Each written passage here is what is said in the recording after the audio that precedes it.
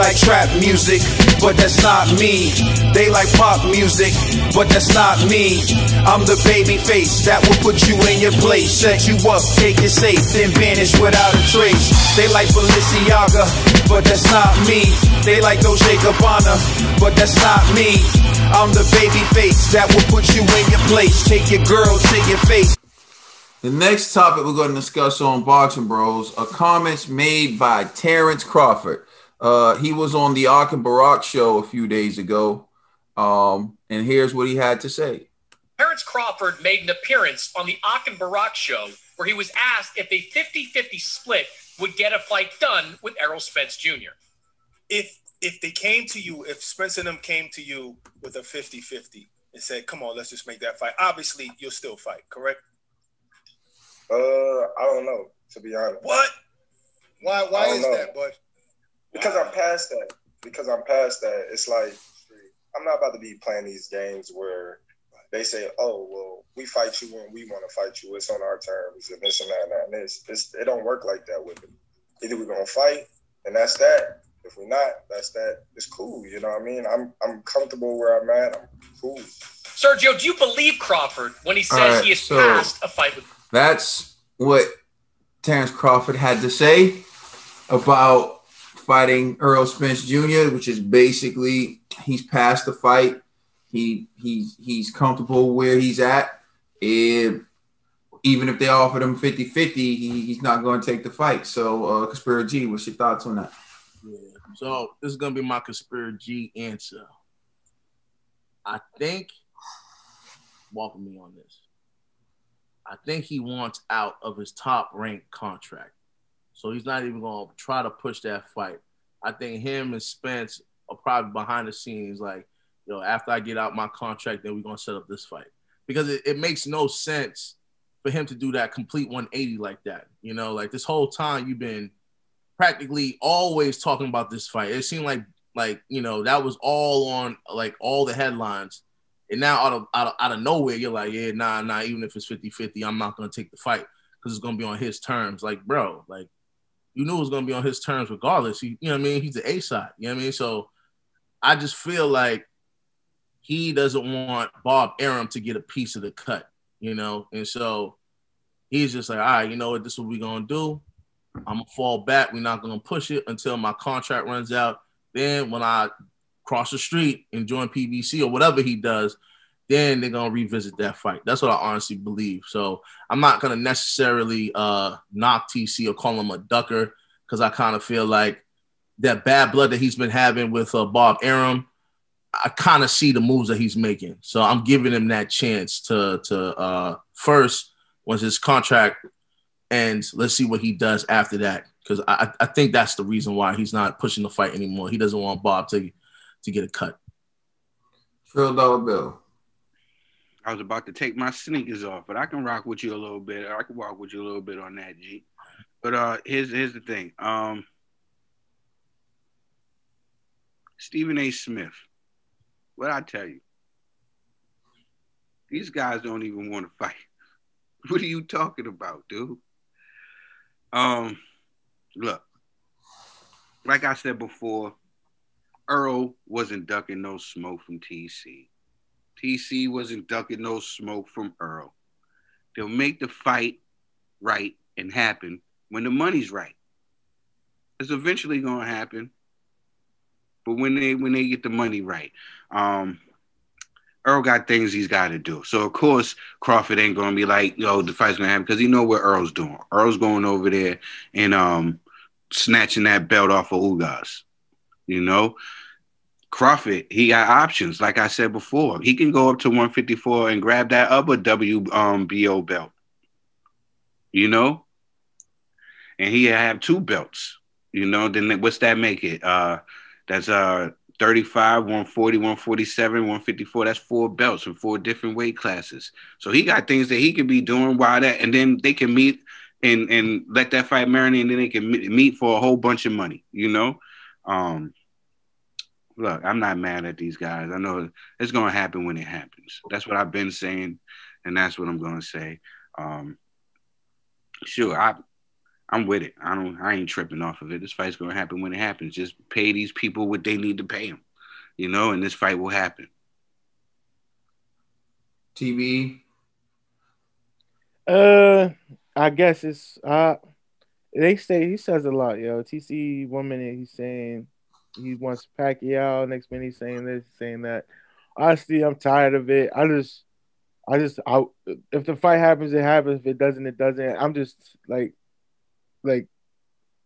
it's not interesting anymore. It's like it's similar to when we wanted what is it, AJ and Wilder, and then Wilder they're offering so much money and Wilder turned down everything, and it's just like, man, like what, like do is I guess but like D said, there was more to make out of that deal. That's why he turned it down. But it's tired of seeing these fighters come up say these type of excuses or certain things instead of like trying to be great. I know it's all about the dollar now instead of making like their legacy or being legendary. So for me, it's a who cares. Like, I really don't care. See, this is a scenario where like a lot of Wilder fans made me like, I used to like Wilder, but they made me like not like him because of the way they act. And fans on both sides, mainly Terence Crawford's side, are making me just like not like him. And then I hear him say this, and even in G's point again is incomplete, as most of G's points often are. G brings up the fact that he doesn't want Bob to get any money. But what kind of person would that make Terence? Bob has overpaid Terence his entire career. Terence never sold out arenas. Terence has 2 pay-per-view fights that were duds. And Bob Arum took hits. Bob Arum was the one who gave him a contract, overpaying him. So when you say the money's right, they'll fight when the money's right. The money's been right for Crawford because he got money, a guaranteed contract from Bob Arum, where he was going to make decent money every single fight. So in that aspect, you can't look at Bob and say Bob wronged him, right? Terence Crawford himself went to have his lawyer write something, send it to Top Rank and Todd Dubuff, saying that he wants a notable name on his resume. And when Bob receives that letter, he goes on immediately after his fight with Kell Brook and is making the argument that Terence Crawford could beat Errol Spence and Danny Garcia on the same night, that he wants to fight the winner of that fight, and then TC says he wants Manny Pacquiao. From that point on, he hasn't called out Errol Spence, hasn't been interested in a fight with Errol Spence. Now he's saying even if they give him 50-50, he doesn't want to fight Errol Spence.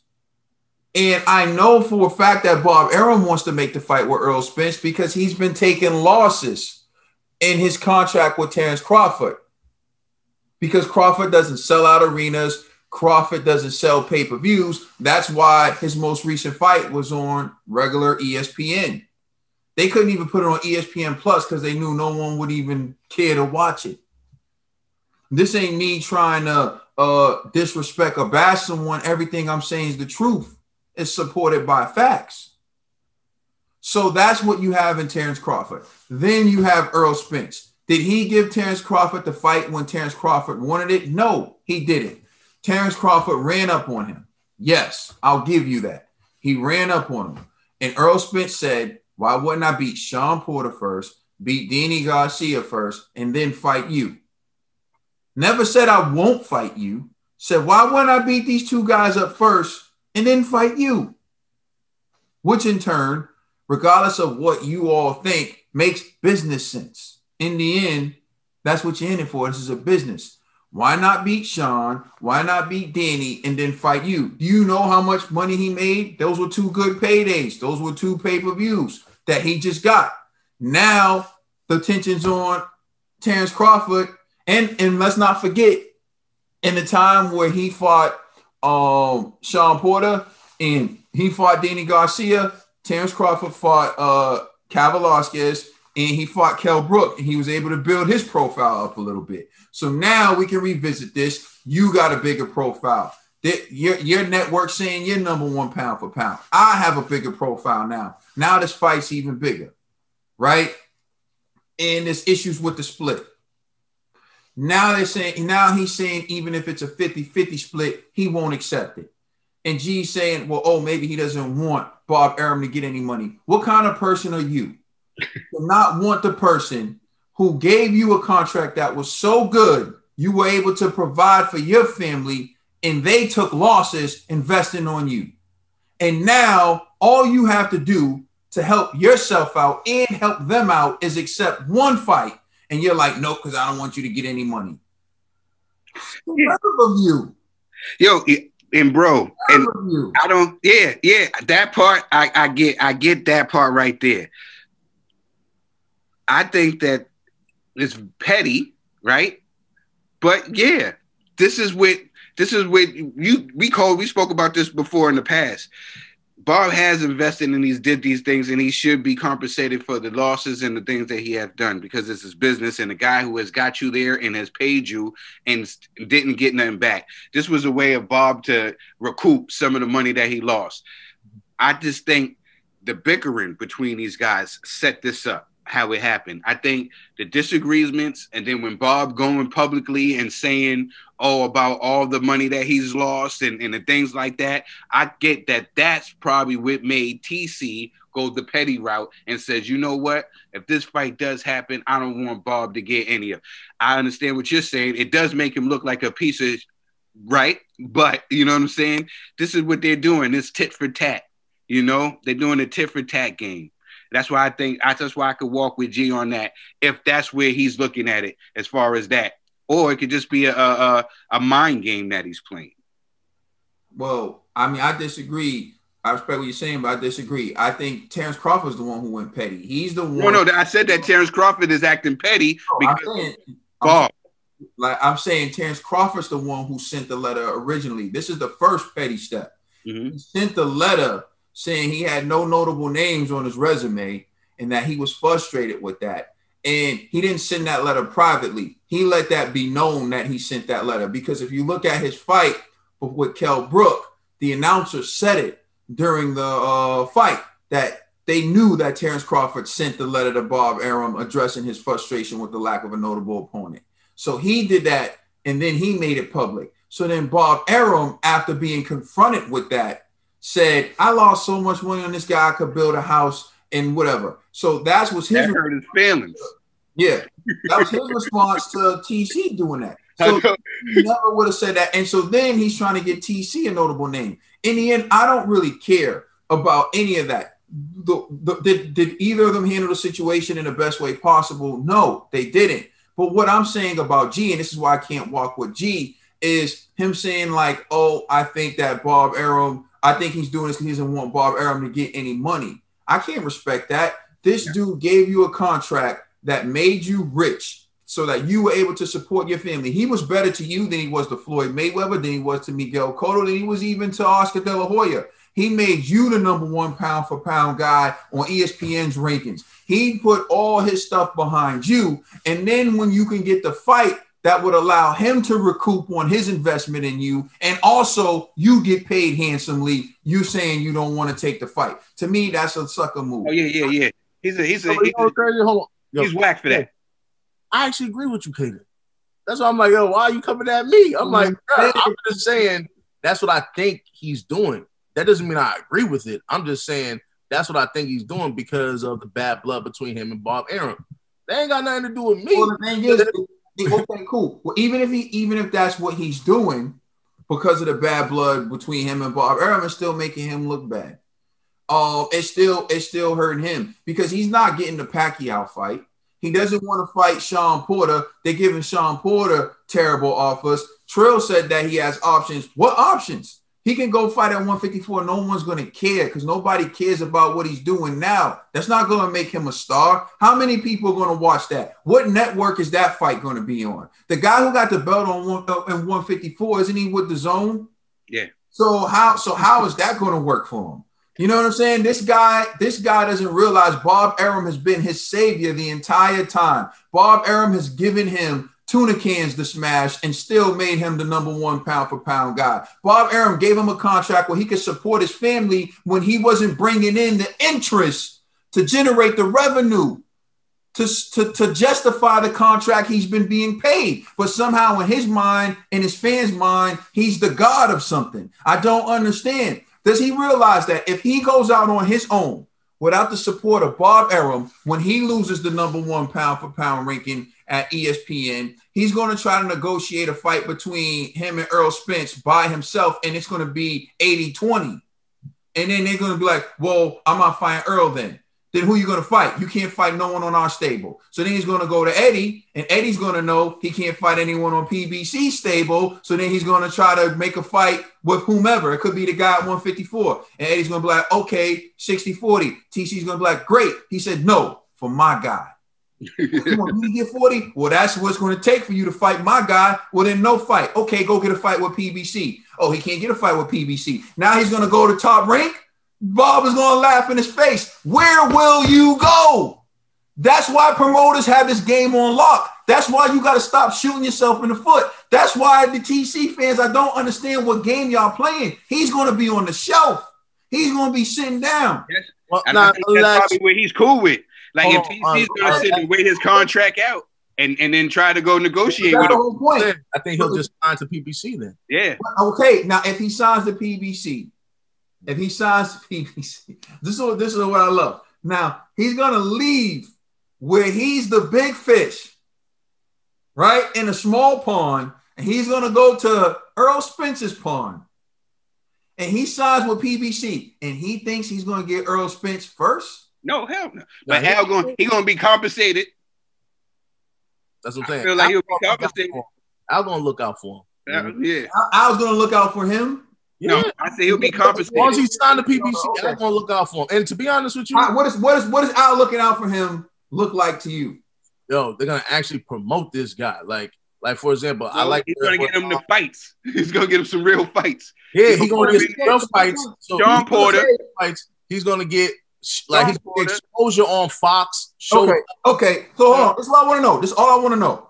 Mm-hmm. Al Heyman's gonna pay him the same amount of money that Bob ever paid him when he was losing money. No way. No one's taking. I didn't say that. Oh, nah. That's my point. So he's gonna have to fight. He's gonna have to take tougher fights for less money now.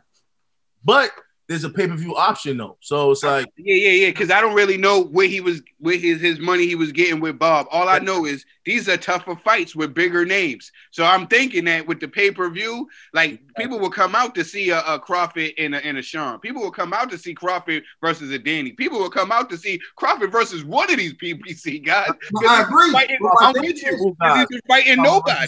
I agree that they'll come out to see Crawford fight these guys. But my thing is, will Crawford fight these guys for the money that he's going to be offered? Because he's used to getting a certain amount of money for fighting Kell Brook. He's used to getting a certain amount of money for fighting a Cal Velasquez. So now, in his mind, he's going to think, well, for me to fight Danny, I need to get X amount of dollars. And Al Heyman's going to be like, I'm not taking that loss here, bro. Yeah. Right now, and then he's like, I'm not taking that loss here, bro. And see, this is where things get messed up. If he just takes the 50-50, well, there's no 50-50, but if he just takes the 60-40 with Errol Spence and he beats Errol Spence, he becomes the next Floyd in the welterweight division. He becomes the driver's seat guy who can call all the shots. Bob Arum can recoup his money. He can walk out the door and call all his shots because he be the #1 guy. But the way he's going about it right now is he set himself up to still have to rely on other people, still have to beg people for fights. And that's what I'm getting at. He doesn't understand how what he's doing is counterproductive. You know, maybe TC has some grand master plan that I don't see, but I doubt it. Y'all let us know how y'all feel in the comment section. I'm sure y'all are. And please check us out on Twitter and Instagram. And please check us out, our podcast on all major streaming services. We are the Boxing Bros. This is crazy. TC, what you doing, man? What you gonna do?